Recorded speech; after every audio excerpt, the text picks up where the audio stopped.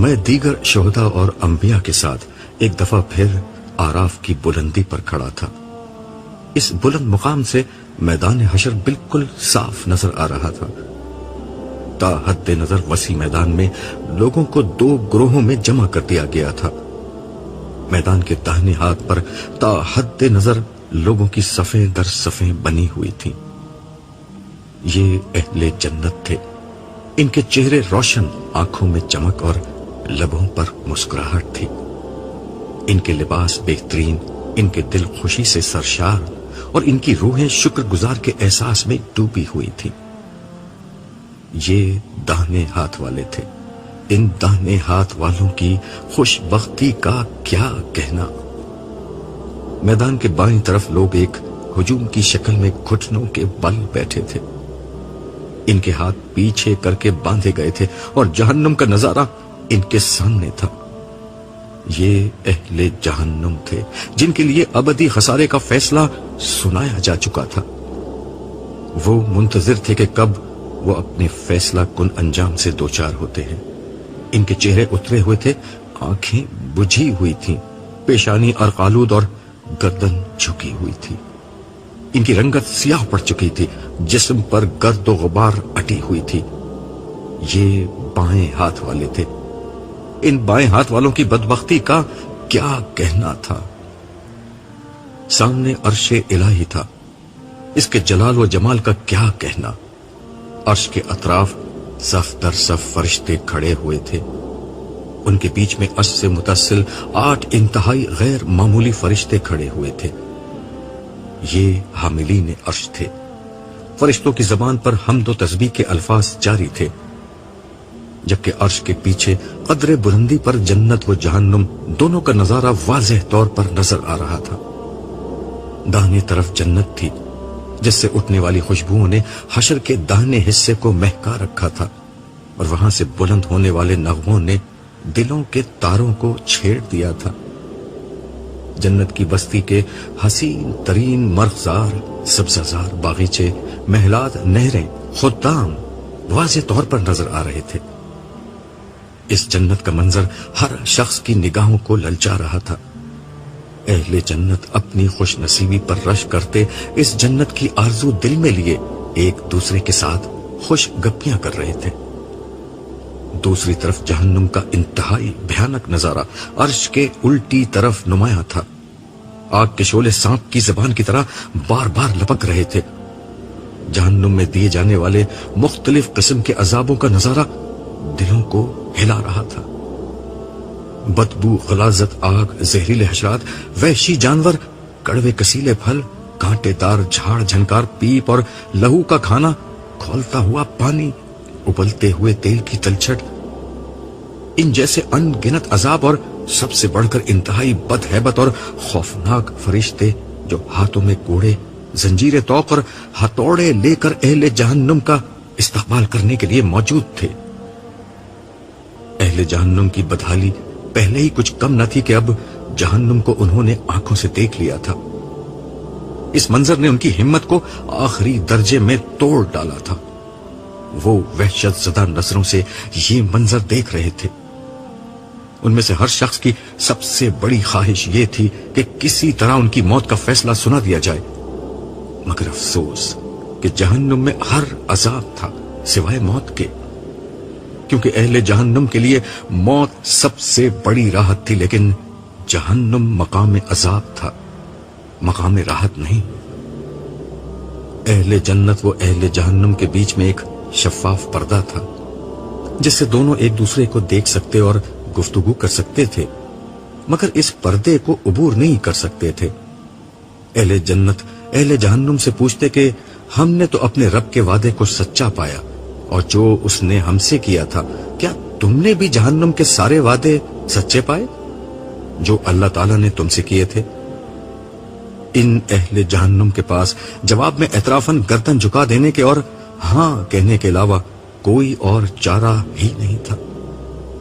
وہ بھوک اور پیاس سے بلک رہے تھے، اس لیے برابر میں اہل جنت کے سامنے میوے گوشت کی رکابیاں گردش کرتی اور انہیں جام نوش کرتے دیکھتے تو کہتے کہ یہ پانی اور دیگر غذائیں جو اللہ نے تمہیں دی ہیں کچھ ہمیں بھی کھانے کے لیے دے دو۔ جواب ملتا کہ یہ اللہ نے اہل جہنم پر حرام کر رکھی ہیں۔ ہم اوپر کھڑے یہ سب کچھ دیکھ اور سن رہے تھے، گرچہ ہمارے فیصلے کا اعلان ایک رسمی سی بات تھی، مگر نہ جانے کیوں میرا دل ڈر رہا تھا۔ میں اللہ تعالیٰ سے اس کی رحمت اور درگزر کا سوال کر رہا تھا۔ میں دعا کر رہا تھا کہ پروردگار ہمیں اہل جہنم کا ساتھی نہ بنا بلکہ اہل جنت میں داخل فرما۔ یہی دعا دوسرے لوگ کر رہے تھے۔ یہ میری کیفیت تھی، جبکہ بعض دیگر شہداء اس موقع پر شدت جذبات میں آگے بڑھے اور پکار کر اہل جنت کو مبارکباد دینے لگے۔ وہ کہہ رہے تھے کہ آپ پر خدا کی رحمت اور سلامتی ہو۔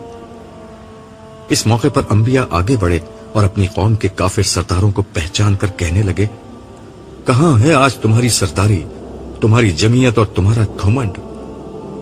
پھر وہ اہل جنت کی طرف اشارہ کر کے کہتے کہ کیا یہ وہی غریب لوگ ہیں جن کو تم حقیر سمجھتے اور خیال کرتے کہ ان کو اللہ کی رحمت سے کوئی حصہ نہ ملا ہے اور نہ ملے گا؟ دیکھ لو آج وہ کس اعلی مقام پر ہیں۔ اسی اثنا میں اعلان ہوا کہ ہمارے انبیاء اور شہداء کا نامہ اعمال انہیں دیا جائے۔ میری توقع کے برخلاف اس موقع پر کوئی حساب کتاب یا پیشی نہیں ہوئی، صرف یہ ہوا کہ ہر شخص کو آگے سامنے کی طرف بلایا جاتا جہاں ہر جنتی اور جہنمی اسے دیکھ سکتا تھا۔ وہ شخص اپنے ساتھ موجود فرشتوں کے ہمراہ چلتا ہوا آگے آتا۔ فرشتے انتہائی اکرام کے ساتھ اسے عرش کے سامنے لے جاتے، جہاں زندگی میں اس کے کارناموں اور آخرت میں اس کی کامیابی کا اعلان کیا جاتا۔ جس وقت کوئی پیش ہوتا، اس کے سامنے کے سارے حالات، اس کے مخاطبین کی تفصیلات، لوگوں کا رد عمل اور اس کی جد و جہد، ہر چیز کو تفصیل سے بیان کیا جاتا۔ سامعین یہ سب سنتے اور اسے داد دیتے۔ آخر میں جب اس کی کامیابی اور سرفرازی کا اعلان ہوتا تو مرحبا اور ماشاءاللہ کے نعروں سے فضا گونج اٹھتی۔ بعض اہل جنت تالیاں بجاتے، بعض اٹھ کر رقص کرنے لگتے اور بعض سیٹیاں اور چیخیں مار کر اپنی خوشی کا اظہار کرتے۔ جب میرا نام پکارا گیا تو ساتھ کھڑے ہوئے سارے لوگوں نے مبارکباد دی۔ میں صالح اور امسائل کے ہمراہ کنارے پر پہنچا جہاں سے میدان میں کھڑے سارے لوگ مجھے دیکھ سکتے تھے۔ امسائل نے میرا نامہ اعمال اٹھا رکھا تھا، جبکہ صالح میرے آگے آگے چل رہا تھا۔ وہاں پہنچ کر میں سر جھکا کر کھڑا ہو گیا۔ آواز آئی، عبداللہ سر جھکانے کا وقت گزر گیا، اب سر اٹھاؤ، لوگ تمہیں دیکھنا چاہتے ہیں۔ میں نے سر اٹھایا اس طرح کہ میری آنکھوں میں شکر گزاری کے آنسو اور میرے ہونٹوں پر کامیابی کی مسکراہٹ تھی۔ صالح اور امسائل نے بارگاہی سے اذن پا کر میری داستان حیات کی تفصیلات بیان کرنا شروع کی۔ میں نے میدان کی طرف نظر دوڑائی تو دیکھا کہ میرے خاندان والے، دوست احباب، میرے ساتھ دینے والے بندگان خدا، میری دعوت پر لبیک کہنے والے اہل ایمان، توحید و آخرت کی منادی کو سن کر توبہ کرنے والے مسلمان مرد و عورت، سب مجھے دیکھ کر ہاتھ ہلا رہے تھے۔ میں بھی جواب میں ہاتھ ہلانے لگا، مگر میری نظر نائمہ کو تلاش کر رہی تھی۔ وہ اپنے بچوں کے درمیان کھڑی ہوئی تھی، اس کی آنکھوں میں آنسو تھے مگر وہ بھی مسکرا رہی تھی۔ اسے جب محسوس ہوا کہ میں اسے دیکھ رہا ہوں تو اس نے شرما کر نظر جھکا دی۔ لیلا اس کے برابر میں کھڑی تھی، وہ سب سے زیادہ جوش میں تھی اور اپنی کرسی پر چڑھی تالیاں بجا رہی تھی، جبکہ عارفہ اور عالیہ، انور اور جمشید بھی اپنی نشستوں پر کھڑے پرجوش انداز میں ہاتھ ہلا رہے تھے۔ میں نے جائزہ لینے کے لیے نظریں میدان کے بائیں طرف پھیری۔ یہاں ایک دوسرا ہی منظر تھا، شرمندگی، رسوائی، پچھتاوے، اندیشے، ذلت، محرومی، مایوسی، پریشانی، اذیت، مصیبت، ملامت، ندامت اور حسرت کی ایک نہ ختم ہونے والی سیاہ رات تھی جو اہل جہنم کے حال پر چھائی ہوئی تھی۔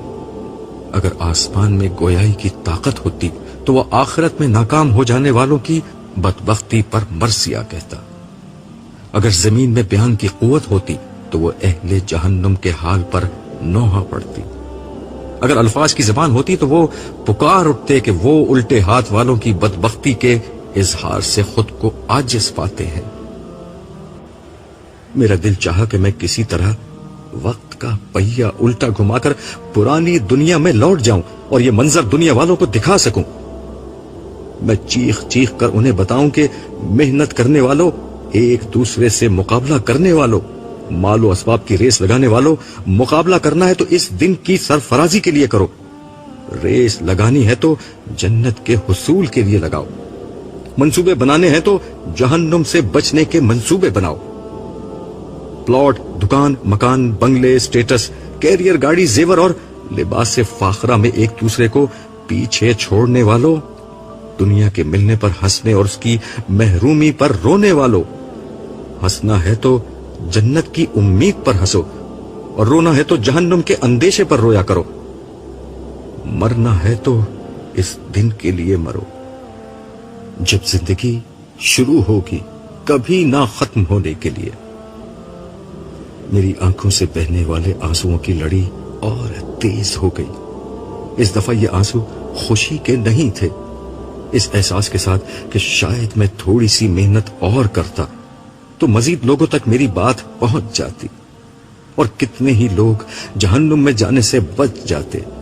میرے دل میں تڑپ کر احساس پیدا ہوا، کاش ایک موقع اور مل جائے، کاش کسی طرح گزرا ہوا وقت پھر لوٹ آئے تاکہ میں ایک ایک شخص کو جھنجھوڑ کر اس دن کے بارے میں خبردار کر سکوں۔ میرے دل کی گہرائیوں سے تڑپ کر ایک آہ نکلی۔ میں نے بڑی بے بسی سے نظر اٹھا کر عرش کی طرف دیکھا۔ وہاں ہمیشہ کی طرح رخ انور پر جلال کا پردہ تھا، حسن بے پرواہ کی ادائے بے نیازی تھی اور جمال و کمال کی رضا شان و ذوالجلال کے شانائے اقدس پر پڑی تھی۔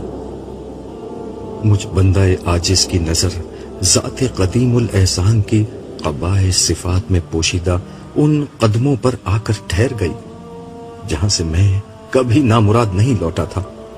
اس حقیر فقیر بندے پر تفسیر کی ساری پہنچ انہی قدموں تک تھی۔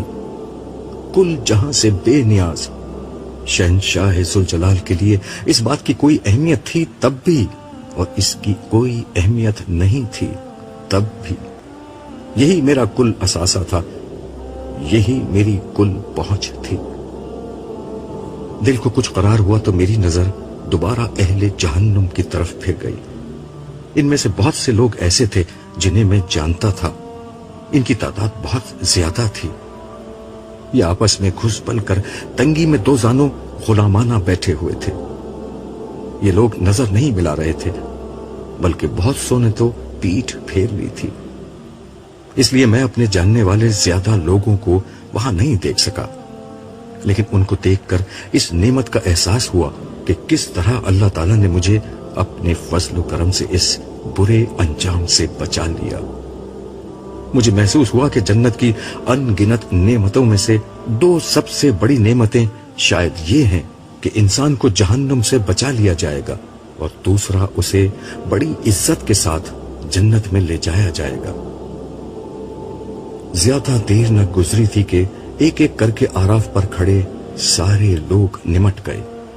اب فیصلہ سنانے کے لیے کچھ بھی نہیں رہا تھا، مگر شاید ابھی کچھ ہونا باقی تھا۔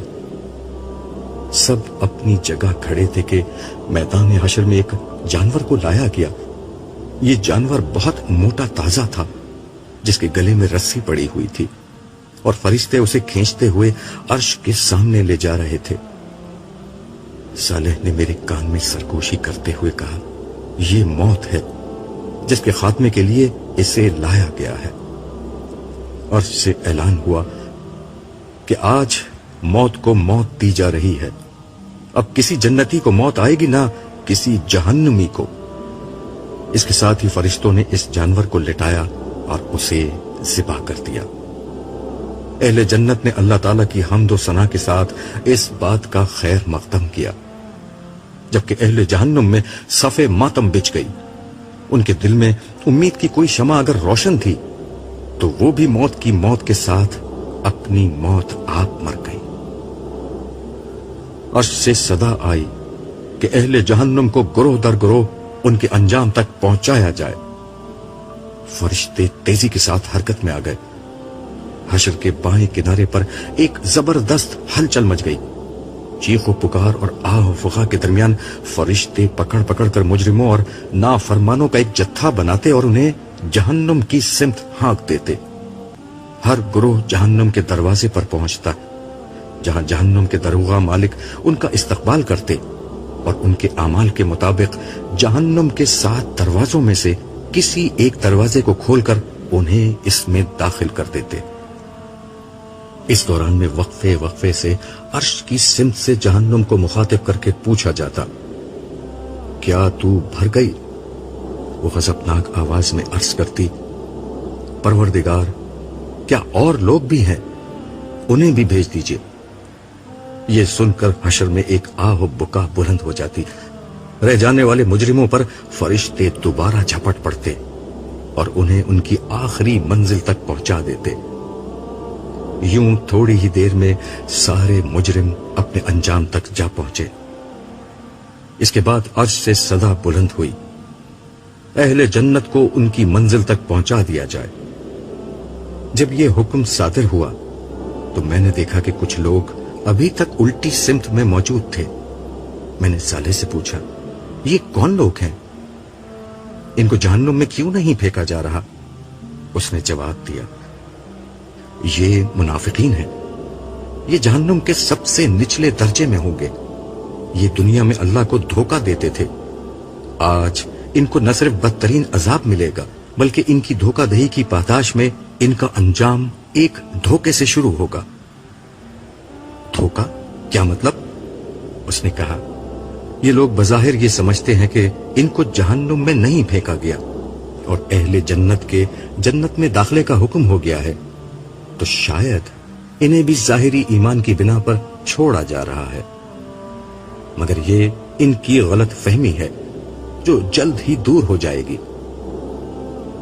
اسی لمحے میرے کانوں میں الحمدللہ رب العالمین کے نغمے کی انتہائی دلکش صدا آنا شروع ہو گئی. یہ حاملین عرش اور دوسرے فرشتے تھے جنہوں نے اپنی خوبصورت آواز میں نغمہ شکر گانا شروع کیا تھا. صالح نے مجھے بتایا، یہ حشر کے دن کے خاتمے کا اعلان ہے. اس کے ساتھ ہی میدان حشر میں تاریکی پھیلنا شروع ہو گئی، سوائے عرش کے، اور کہیں روشنی باقی نہیں رہی. میں کچھ بھی دیکھنے کے قابل نہیں رہ گیا تھا. میں نے گھبرا کر صالح سے پوچھا، یہ کیا ہو رہا ہے؟ اندھیرا، اس نے مختصر جواب دیا. بھائی، یہ تو مجھے بھی معلوم ہے، مگر ایسا کیوں ہو رہا ہے؟ یہ اس لیے ہو رہا ہے کہ اس اندھیرے کو عبور کر کے جنت تک صرف وہی لوگ پہنچیں گے جن کے پاس اپنے ایمان اور اعمال کی روشنی ہوگی. یہ کہہ کر اس نے میرے ہاتھ میں میرا نامہ اعمال تھما دیا. اس میں ایک عجیب سی روشنی تھی جس کی بنا پر میری آنکھیں دوبارہ روشن ہو گئی اور میں اندھیرے میں واضح طور پر دیکھنے کے قابل ہو گیا. ہر شخص کو اس کا نامہ اعمال دے دیا گیا ہے اور یہی نامہ اعمال اب میدان حشر کی سیاہ رات میں روشنی بن چکا ہے. اب سوائے منافقین کے ہر شخص کے پاس روشنی ہے. صالح نے میری معلومات میں اضافہ کرتے ہوئے بتایا. اب کیا ہوگا؟ میں نے دریافت کیا. اب یہاں سے ہم لوگ نیچے جائیں گے. تمام امتیں اپنے انبیاء کی قیادت میں جنت کی طرف روانہ ہوں گی. جنت کا راستہ کس طرف ہے؟ میں نے سوال کیا. عرش کے بالکل قریب ہے. عرش کے پیچھے دانے ہاتھ کی سمت جہاں آسمان پر جنت کا نظارہ نظر آ رہا تھا، وہیں سے جنت کا راستہ ہے. مگر یہ راستہ جہنم کی کھائی کے اوپر سے گزرتا ہے جہاں ہر سمت اندھیرا ہے. جس کے پاس جتنی زیادہ روشنی ہے وہ اتنی ہی آسانی اور تیزی سے جہنم کے اوپر سے گزر جائے گا. اس کا مطلب ہے کہ ایک امتحان ابھی مزید باقی ہے. نہیں، یہ امتحان نہیں، دنیا کی زندگی کی تمثیل ہے. جو جتنا زیادہ خدا کا وفادار اور اطاعت گزار رہا اور زندگی کے پل صراط پر استقامت اور یکسوئی کے ساتھ خدا کی سمت بڑھتا رہا، وہ اتنی ہی آسانی اور تیزی سے جنت کی سمت بڑھے گا. لیکن ہلکے یا تیز سارے داہنے ہاتھ والے یہاں سے گزر جائیں گے، سوائے منافقین کے جو ایمان و عمل کی روشنی کے بغیر اس کھائی کو پار کرنے کی کوشش کریں گے اور جہنم کے سب سے نچلے گڑھے میں جا گریں گے، جہاں انہیں بدترین عذاب دیا جائے گا۔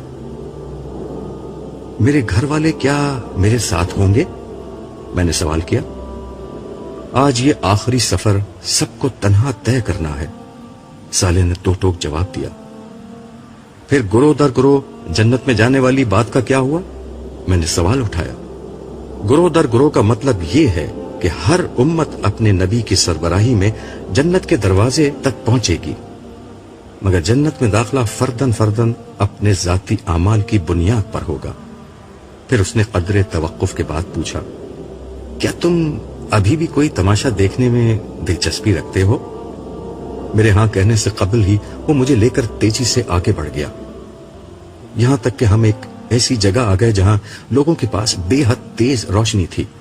ان کی روشنی ان کے آگے آگے اور دائیں سمت میں ان کے ساتھ ساتھ چل رہی تھی۔ وہ بلند آواز سے کہہ رہے تھے کہ اے ہمارے رب، ہمارے نور کو پورا رکھیو اور ہمیں معاف کر دے، تو ہر چیز پر قادر ہے۔ میں صالح سے کچھ پوچھے بغیر ان لوگوں کو پہچان گیا۔ یہ صحابہ کرام تھے، ان سب سے آگے رسول اللہ صلی اللہ علیہ وسلم تھے، جن کی ذات سراپا نور بنی ہوئی تھی۔ میں ان لوگوں کی پیروی میں انہی کے الفاظ دہرانے لگا۔ یہ وہ قرآنی دعا تھی جو میں زندگی بھر پڑھتا رہا تھا، لیکن اس دعا کو پڑھنے کا اصل وقت اب آیا تھا۔ ہم اسی طرح چل رہے تھے کہ صالح نے کہا، اب تماشا دیکھو۔ اس کے ساتھ ہی میں نے دیکھا کچھ لوگ دوڑتے گرتے پڑتے صحابہ کرام کے پاس آئے، مگر ان کے پاس کوئی روشنی نہیں تھی۔ انہوں نے آتے ہی دہائی دینا شروع کر دی کہ ہمیں بھی اپنی روشنی میں سے تھوڑا سا حصہ دے دو۔ صحابہ میں سے بعض نے اپنے پیچھے میدان حشر کے سیدھے ہاتھ کی طرف اشارہ کرتے ہوئے جواب دیا کہ ہم تو یہ روشنی پیچھے سے لے کر آئے ہیں، تم بھی پیچھے لوٹو اور وہاں سے روشنی لے لو۔ یہ سن کر سارے منافقین جلدی سے اس سمت بھاگے، مگر جیسے ہی انہوں نے داہنے طرف جانے کی کوشش کی، انہیں معلوم ہوا کہ یہاں تو ایک دیوار موجود ہے۔ اس دیوار میں بعض مقامات پر دروازے بنے ہوئے تھے جن پر فرشتے تعینات تھے۔ ان لوگوں نے ان دروازوں سے اندر جانے کی کوشش کی، لیکن فرشتوں نے انہیں مار مار کر وہاں سے بھگا دیا۔ ان کے پاس روشنی حاصل کرنے کی کوئی شکل نہیں رہی، چنانچہ وہ دوبارہ لوٹ کر صحابہ کرام کے پاس واپس آ گئے اور ان سے کہنے لگے، دیکھیے ہم بھی مسلمان ہیں اور دنیا میں آپ کے ساتھ ہی تھے، آپ کو تو معلوم ہے، ہماری روشنی کے لیے آپ کچھ کیجیے۔